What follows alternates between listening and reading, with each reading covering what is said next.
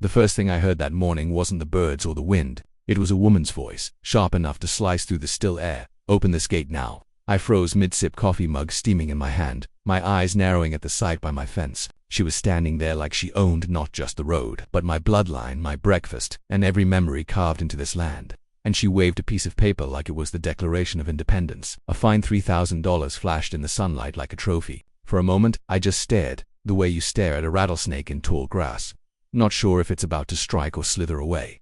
My hand was steady on the mug. My boots anchored me to the porch I'd repaired 100 times with my father. This was my land, my family's land since 1952. And yet somehow, saying no to an outsider had turned me into the villain. I leaned against the porchpost.com. Coffee steam curled into the morning sun. I'm not in her association, I thought. And yet I'm the problem. That was the first hook of the day. And the cameras I'd installed just a week ago were already rolling, recording every gesture, every word, every flash of arrogance on her face. Through the iron bars of my front gate, 3 figures advanced. The leader, Melanie Pierce, strode forward like a general inspecting conquered territory. Her red blazer flared with every step, a blazing flag against the pale dust. A clipboard clutched to her chest, a measuring tape dangling from her free hand like a sword. Behind her trudged 2 board members, shoulders slumped, eyes darting. They looked like cats in a thunderstorm, dragged along for a fight they wanted no part of. Their unease was its own kind of evidence. I set my mug down on the railing and pressed the button on my security panel. The system hummed, cameras activating with a faint click. My rifle remained where it always had, mounted on the barn wall behind me, catching the light of the rising sun. Tools of ranch life, not threats. Symbols of a legacy that didn't bend to newcomers with clipboards. She planted herself directly in front of the camera lens, squared her shoulders, and lifted her chin like she was auditioning for a courtroom drama. "Mr. Carter," she declared, "I require immediate access for a property compliance inspection." Her voice had that bureaucrat's tone, half rehearsed, half entitled. The kind of tone that tries to turn neighbors into suspects. "We need consistency with community standards throughout our subdivision," she continued. I stepped down from the porch slowly, newspaper tucked under one arm, thermos of coffee in my hand, calm, neighborly, even way my father taught me to walk into a storm. Steady steps, steady breath. "Morning, ma'am," I said, raising the thermos like a casual salute. "You're welcome to inspect whatever's visible from the county road, but I'm afraid I can't allow unauthorized entry onto private property without proper documentation." The 2 board members shot quick glances at each other. One looked almost relieved, like someone had finally said the thing they'd been too afraid to, but Melanie, her face flushed red to match her blazer. She yanked a paper from her clipboard and thrust it toward me through the gate. "This is your notice of fine for unauthorized agricultural land use and failure to maintain community aesthetic standards. $3,000, payable within 30 days. She jabbed her finger at the signature line. "Your access road falls under common area oversight. We require immediate compliance inspection to assess additional violations." Additional violations. The words hit me like a rock thrown at a window. My grandfather and father had raised cattle here for decades before the subdivision even existed. The only violations were in her imagination. I took the paper carefully, scanned it. No references to covenant sections, no photos, no evidence. Just official-looking fonts, bold lettering, and an amount big enough to scare most folks into paying. I smiled faintly, folded the paper once, and tucked it under my arm with the newspaper. "Ma'am, I'll need to review this with legal counsel. In the meantime, you're welcome to document anything from public property." I pointed toward the county road. "My property line is marked by survey stakes. Everything beyond those markers requires permission." Her jaw tightened with a snap. She yanked her measuring tape free, letting the metal tongue hiss out like a snake. She bent toward the fence, scribbling notes, measuring distances as though she weren't sure where her own authority ended. That was the tell. If she really had the authority, she wouldn't need to measure. I pulled out my phone, thumb hovering for only a second before pressing the familiar name. 2 rings, Sheriff's Department. Lewis speaking. "Mark, it's Wes Carter, Canyon Road. Got a situation with the HOA that might need professional eyes." He didn't hesitate. Sheriff Mark Lewis had seen his share of neighborhood disputes. He'd even fought his own HOA battles years back. "Be right there, Wes. Keep everything documented. Don't let anyone onto your property without proper authorization." Click. I slipped the phone back in my pocket.com/steady. The paper under my arm weighed no more than the newspaper, but I knew it carried the first spark of a storm. Through the fence, Melanie crouched, aiming her phone at my barn, trying to capture rifles mounted on the wall, trying to turn heritage into intimidation.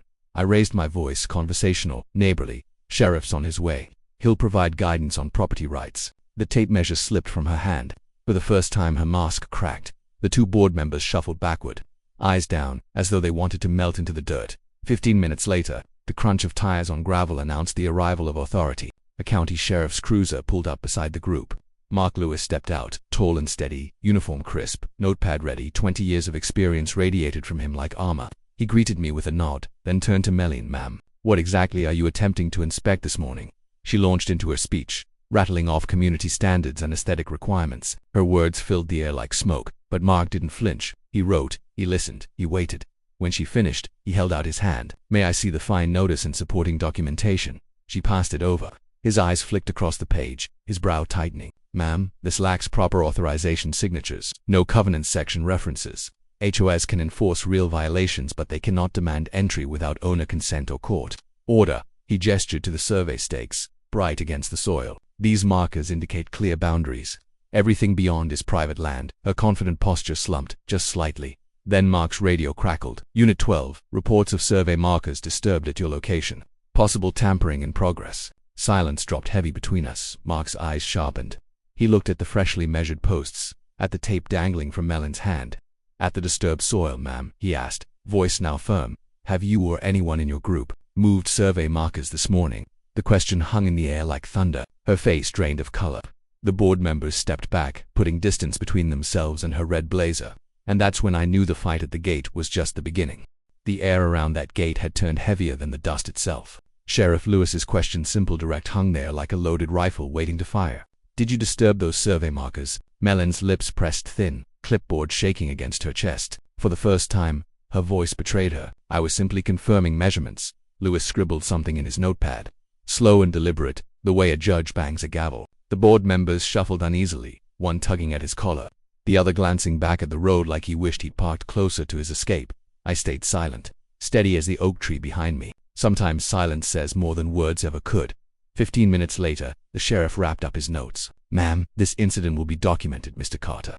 Continue to deny access until proper paperwork or a court order is provided." Everyone clear. Melline tried to stand tall, but her red blazer looked more like a costume now than armor. She turned on her heel, muttering something about consistency as she marched back toward the subdivision. The fine notice crumpled slightly in my grip. I didn't rip it. I didn't throw it. I folded it once, slid it into a drawer, and made myself a promise. If they thought paper could beat 70 years of sweat and cattle dust, then paper would be what I used to fight back the next morning. I climbed the courthouse steps with the fine tucked under my arm like a piece of evidence. 8 a.m. sun glinting off the old brick walls. The same walls my father had walked past when he paid taxes on this land decades ago. Inside, the county records office buzzed like a hive. Typewriters clacked, telephones rang, deputies posted notices on the wall. Behind the counter sat Martha, gray hair, sharp eyes, same wry nod she'd given my father when I was a boy tagging along. "Morning, Wes," she said, not even asking why I was there. "Heard you had fireworks with that new HOA crowd." Word traveled fast in small counties. I set the fine notice on her counter. "Need to see property records, grandfather's deed, any HOA incorporation papers tied to this land." She slid open a cabinet stacked with leather-bound books that smelled like dust and time. "Volume 14, 1952. That'll be your grandfather's purchase." The book creaked open under my hands. Deed pages, written in stiff legal phrasing, but every line told a story if you knew how to read it. Beginning at the large oak tree beside the seasonal creek, my eyes tracked the words. That oak tree still stood tall behind my barn, thick roots clutching the soil like a guardian. The deed mapped 240 acres, water rights, mineral rights, boundaries marked by natural landmarks no HOA could erase. And then I saw it, easement language. My grandfather had granted access only to the county in emergency services, not to developers, not to homeowner associations that didn't even exist back then. I traced my finger along the lines, whispering the words like a prayer. Permanent easement limited to county government and emergency services. 2 hours later, my table was littered with certified copies, deed books, plat maps, HOA incorporation filings from 1995. I flipped through them one by one, searching for the part where their authority supposedly crossed onto my land, accepted, DID, and single quotes T. Pages missing from the original submission. Surveys that didn't match county maps. Boundaries stretched like someone had drawn them with shaky hands on tracing paper. Sloppy research at best, fraud at worst. I leaned back, rubbing my temples. My late wife used to tease me about my hobby of genealogy research weekends buried in archives, chasing family history through brittle pages. I never imagined those same dusty skills would become the very shield protecting her ranch. Just when I thought the file couldn't get heavier, Martha slid another document across the table, pulled some employment history you might want to see. The name jumped off the page. Melline Pierce, Dallas City Compliance Department, 2019. termination for exceeding authority and unauthorized enforcement actions. Attached was the language that made my jaw tighten: patterns of aggressive citations, improper Phoenix resident complaints, and legal battles that had cost the city money. So this wasn't her first rodeo. She'd been kicked out before for the exact same behavior she was pulling here. I stacked the papers into my evidence folder: deed proof, easement, language, incorporation errors, her termination report. Every page was ammunition: legal, undeniable, permanent.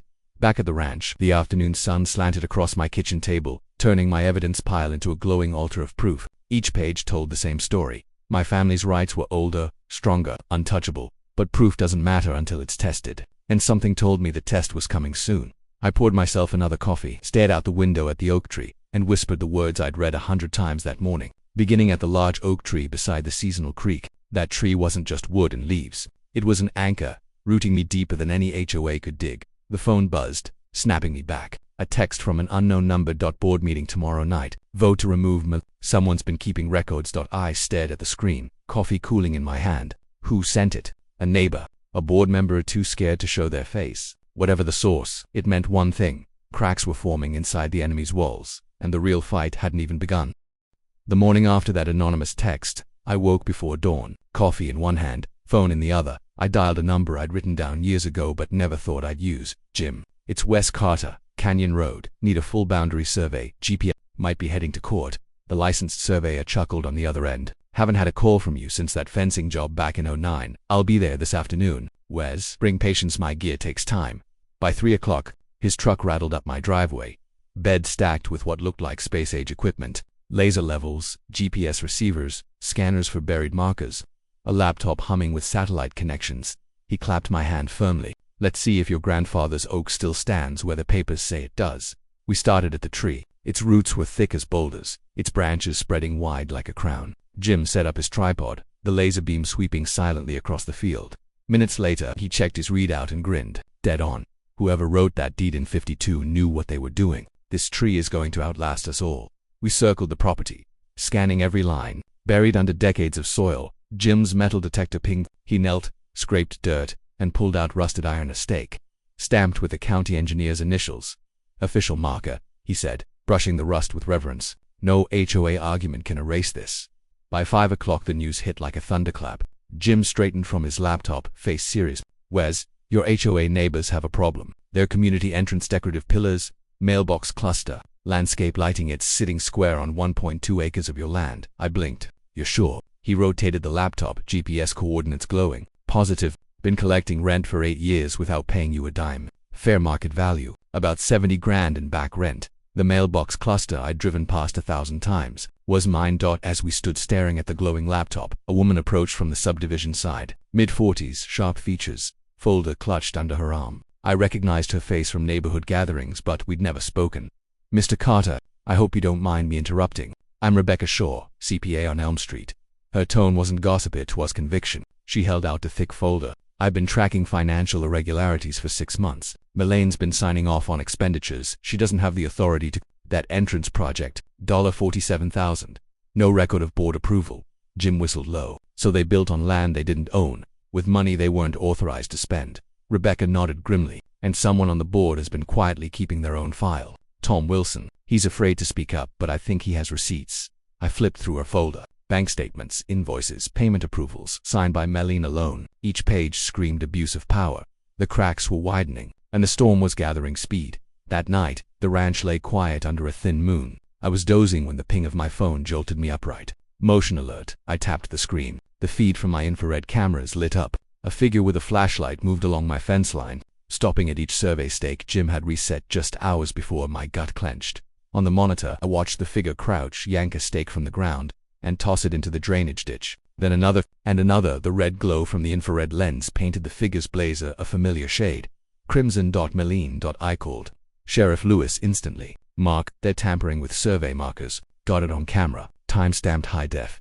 He was there in under 20 minutes, cruiser headlights sweeping across the ditch. Together, we gathered the bent stakes, mud still clinging. He leaned over my laptop, watching the footage, the figure's posture, the jacket, the act itself. That's evidence tampering, Wes. Criminal mischief. This isn't civil anymore, it's criminal. The DA's office is going to want this footage. His voice carried the weight of finality. Proof wasn't just in the papers anymore. It was on tape, undeniable. Morning brought retaliation. I walked to the access road expecting the feed truck. Instead, a heavy chain stretched across the entrance, padlocks glinting, a bright sign flapping, emergency safety closure by order of HOA compliance department. My heart sank, not at the chain itself, but at the sound behind me. 40 head of cattle, bellowing, confused, pressed against the fence waiting for feed that wouldn't come. I called my supplier. Doc, you need to log this. 2,000 pounds of feed can't be delivered. Spoilage costs $300 a day. Then I called the vet, Dr. Mitchell, who'd cared for my herd 15 years. Arrived within 2 hours. She walked the line. Camera snapping photos of the restless cattle. Disrupted feeding schedules cause stress, digestive problems, weight loss. If this continues, you'll be looking at thousands in damages. Every move, every restless shuffle of hooves was another line in my damage file. Rebecca showed up at the fence that afternoon. Folder even thicker than before. Her face was drawn, her voice low. Malene called this chain an emergency safety measure. But there's no board approval, no hazard report. It's fabricated. She flipped the folder open, handwritten notes, more bank statements, unauthorized signatures. Tom Wilson asked for proof. She told him executive decision. That doesn't exist in our bylaws. Sheriff Lewis came back that evening. He photographed the chain, took statements from my feed supplier, recorded video of the restless herd. His notepad filled page after page. This isn't just harassment anymore, Wes. This is interference with lawful business operations. DA will take this seriously. I stood by the oak tree as the sun dipped behind the hills. My evidence folder clutched under my arm, the chain still across the road, my cattle crying in frustration. They thought they could starve me into submission, but all they'd done was hand me proof written in restless hooves, spoiled feed, and a camera lens that never blinked. The storm was here now, and I was ready to meet it head on. The call came at dawn. I was still nursing my first coffee when the county planner's voice spilled through the line. Calm but serious, Mr. Carter. We've reviewed permit applications filed under your property address. 8 years worth. Every one signed by the HOA. Not a single one with your signature. Landscaping, lighting, drainage modifications, mailbox construction all authorized without you. The mug nearly slipped from my hand. Ma'am, I've never signed a permit in my life. Not for them. Not for anyone. Her pause was heavier than any accusation. Then we have a systematic pattern of fraud. You'll need to provide sworn statements. This investigation is now official. The words lodged in my chest. Fraud, not a civil spat, not a fence line argument. A felony-level storm. That afternoon, I walked into the county planning department with my evidence folder thick as a Bible. Diana Rodriguez, the planner, spread applications across the table like cards in a losing hand. Each bore my address. Each bore the HOA's authorization signatures. None bore mine. Total value of unauthorized improvements over $70,000, she explained. That crosses felony thresholds. The DA's office will have to review this. I leaned back, the fluorescent lights buzzing overhead. My grandfather's ink from 1952, those iron stakes buried in the dirt. They were now standing toe-to-toe with fraudulent signatures from 2017, 2018, 2019. The contrast was night and day. Roots versus rot. I signed my statement. I never consented to any of this. Diana looked me in the eye. You're not the subject of this investigation. Mr. Carter, you're the victim. For the first time in weeks, the weight shifted. I wasn't the hunted. I was the witness. But word spreads faster than wildfire in small towns. By evening, whispers of fraud investigation were crawling through the subdivision. Malene panicked the way cornered animals do: more noise, more fury, less control. That she sent newsletters dripping with spin, compliance clarifications, emergency resolutions, promises of consistent community standards. But each line smelled of desperation. Then came the notice. Emergency board meeting Wednesday, 7 p.m. I circled the date, grabbed my folder, and waited. The community center buzzed like a hornet's nest when I arrived. Folding chairs scraped, neighbors whispered in huddles, the air thick with unease. Half the room had come to defend the HOA. The other half had come because they smelled blood in the water. I stood in the back, hat low, folder clutched. Rebecca Shaw caught my eye from the front row, her accounting folder twice as fat as mine. Tom Wilson sat at the board table, pale but stiff-backed, shuffling his own stack of papers. At the head sat Malene. Red blazer ironed crisp, but her eyes rimmed with exhaustion. She tapped the table too often, smiled too wide. At precisely 7, a tall graying man stepped forward. County mediator, 30 years of municipal disputes etched into his shoulders. He nodded to the stenographer, who began typing furiously. Ladies and gentlemen, this is a formal mediation session. Allegations of procedural violations, unauthorized expenditures, and fraudulent permits are under review. All parties will be heard. Silence swallowed the room. Malene rose first, voice carrying the confidence she'd practiced 100 times. Every action taken by compliance has been within established authority. Property disputes have been handled appropriately. Our subdivision thrives on consistency, and that is what I have ensured. I nearly smiled at the irony. Consistency. Her only consistency was overreach. The mediator leaned forward. Miss Pierce, can you provide proof of your professional certification? Her hand trembled slightly as she pulled certificates from her briefcase, laying them like cards. Dallas City Compliance certifications. Expired 2 years ago. The mediator adjusted his glasses. Miss Pierce, these are municipal certifications that expired in 2021. Do you have current credentials for HOA compliance? Her cheeks flared crimson. These should suffice. They do not, he interrupted, voice steady as steel. You have no valid credentials. Gasps rippled through the crowd. Her armor had cracked. That's when Tom Wilson stood, his hands visibly shaking but his voice steadying with each word. I've been documenting procedural violations for 8 months. Unauthorized expenditures exceeding $90,000. Forged meeting minutes. Fines issued without documentation. Emergency powers claimed that do not exist in our governing documents. He dropped photocopies onto the table with the thud of a gavel.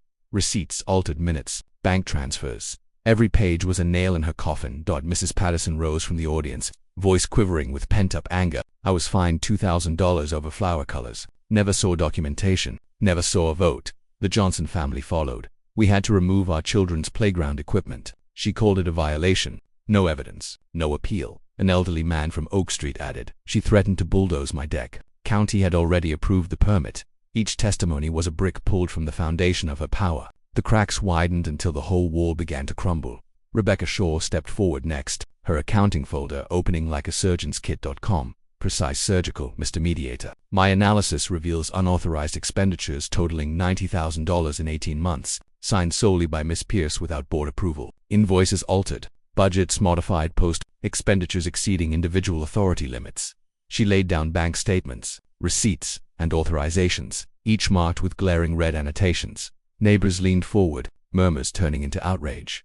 The mediator tapped his pen. Financial irregularities, expired credentials, procedural violations, unauthorized expenditures. The evidence is overwhelming. He turned to the board. We must vote on remedial action, including possible removal of Miss Pierce from her position. The vote was tense. 3 hands rose for removal. 2 resisted, their faces pale. Voices weak, but the majority was clear. Malene suspended pending review. Her chair screeched as she shot up. Red blazer, blazing, voice shrill. You people don't understand. I am the only one with experience. You need me. Consistency matters. Her words ricocheted off the walls like stray bullets, but nobody leaned forward. Nobody applauded. Her authority evaporated into silence.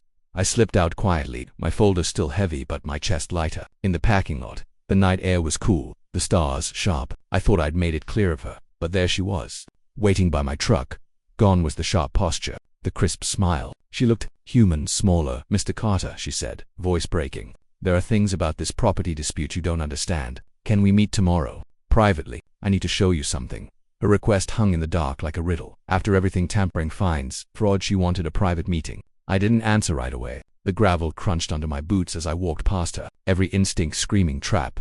But somewhere under that suspicion flickered something dangerous, pitied that night. The porch light glowed against the oak tree, my cattle shifting restlessly in the fields. I poured a drink I didn't finish. Her words replayed in my head, again and again. There are things you don't understand. Was it another bluff, another stall, or had the cracks finally split wide enough to reveal the truth? The storm wasn't done yet. Tomorrow, I would find out if it broke her or if it broke me. The next afternoon, the sun streamed through my kitchen windows the way my late wife always loved, golden soft, warming the wood she had chosen herself. I sat at the table with my evidence folder spread like a battlefield map. Sheriff Lewis leaned against the wall, steady as ever, arms crossed. The knock came at 2. When I opened the door, I almost didn't recognize her. The red blazer was gone. In its place, simple jeans and a blue cotton shirt, no clipboard, no tape measure, just Malene Pierce, smaller without her armor. She stepped in slowly, eyes darting toward the sheriff. Thank you for being here, she whispered. We sat at the table, the oak tree's shadow flickering outside the window like an old witness. For a moment, the silence stretched. Then she folded her hands in her lap and spoke. Not as a chairwoman, not as a bully, but as a woman cornered by her own mistakes. Mr. Carter, my termination from Dallas wasn't just budget cuts. I was fired for incompetence. I overstepped, imposed fines without authority, hurt families. Developers exploited my mistakes. People lost homes. I was the scapegoat, and I swore I'd never appear weak again. Her voice cracked. So I came here and overcompensated. I became everything I hated, a bully. Sheriff Lewis took notes, his pen scratching steady. He didn't interrupt. Neither did I. She listed them all, every violation she could remember. Unauthorized expenditures, emergency meetings without notice, survey stakes pulled in the night, chains across roads, even the cattle stress, her eyes glistening as she admitted she hadn't considered the animals. When she finally went silent, her hands shook in her lap. I leaned forward. Restitution has to happen. Money doesn't undo damage, but it acknowledges it. She nodded. I'll cooperate. We worked through it point by point. 8 years of unauthorized land use. $8,400 a year. The bogus $3,000 fine. Legal costs, survey expenses, veterinary bills, feed spoilage. By the time Sheriff Lewis totaled it, the figure neared $120,000. Malene flinched at the number, but she didn't argue. I'll sign whatever repayment schedule the court sets. But money wasn't the real turning point. I set the pen down, meeting her eyes. Malene, punishment doesn't fix patterns. You need training, education, proper certification, accredited programs, and then you give back. You teach others not to make the mistakes you made. She blinked. You'd let me help if you're willing to stand in front of new compliance officers and tell them exactly how not to become you, then yes. Her tears weren't loud, just quiet drops hitting the table. If my failures can prevent other families from going through this, maybe something good can come of it for the first time. I believed her. The settlement terms came together in that kitchen. Restitution payments structured over time, reduced criminal charges in exchange for full cooperation, professional rehabilitation, new HOA certification, rural land use training, community service through educational workshops. Sheriff Lewis leaned back when it was done. This resolution protects everyone, accountability with purpose, and for the first time in weeks, my shoulders eased. 3 weeks later, the smell of barbecue smoke drifted across my ranch like a hymn. Families carried covered dishes, kids chased fireflies under the oak tree. Neighbors who once whispered now laughed together. It wasn't just a potluck, it was a rebirth. Rebecca Shaw organized tables with name tags, informational booths, even copies of property law basics. Sheriff Lewis manned the grill, flipping burgers and teaching anyone who asked about due process. Tom Wilson, no longer pale, stood tall as the new oversight chair, signing residents up for transparent committees. Malene arrived late, no blazer in sight, just a neighbor in jeans, carrying potato salad like everyone else. She mingled quietly, listening more than speaking, nodding when people shared their frustrations. Not forgiven, not forgotten, but on the path to earning trust the right way. One by one, families told their stories. Mrs. Patterson smiled through tears as she described planting flowers without fear. The Johnson kids tumbled across the grass, their playground equipment finally back in use. Mr. Rodriguez raised a toast to finally finishing his deck with county approval, not HOA threats. Every voice was a stitch in a wound finally closing. As dusk settled, lanterns glowed under the oak branches. I found myself standing by the fence, the same fence line where this storm began. The iron latch was cool under my hand, the same latch she once rattled, demanding entry. Now, it clicked quietly behind me, locking out chaos, letting in peace. Sheriff Lewis joined me, handing me a burger on a paper plate. Funny thing, he said, watching the kids chase each other. You fight fire with fire long enough, you get nothing but ashes. But teach people, educate them, and you actually build something that lasts. I nodded, eyes fixed on the oak tree. My grandfather had chosen that tree as a marker 70 years ago. He couldn't have known it would someday mark not just land, but legacy. That is, the last families packed up their dishes and sleepy kids. Rebecca approached with her knowing smile. The subdivision across Highway 6 called me. They want to know about your methods. Think you'd be willing to share? I chuckled softly. Guess word travels fast when receipts do the talking. The laughter drifting down the road was fragile. Yes, but also strong. Proof that scars can harden into something better if people choose healing over fear. Later that night, I sat on the porch steps, rifles still glinting in the barn, cattle calm in their stalls. The air smelled of mesquite from the fire pit where neighbors had broken bread. For the first time in weeks, the silence wasn't heavy. It was whole. I looked into the camera lens, knowing the story wasn't just mine anymore. Friends, this fight wasn't about $3,000 or red blazers. It was about legacy, about whether fear or respect guides the next generation. Good fences make good neighbors, but good education, that makes better ones. If you've been through something like this, I'd love to hear your story in the comments. And if you want more of these stories, you know what to do. Hit like, subscribe, even tap that little thanks button if you'd like. Take care of your fences, take care of your neighbors. We all sleep better that way. The porch light hummed softly as I closed the folder for the last time. Outside, the oak tree stood guard, the same way it always had. This storm had passed, and for once, I believed the calm would last.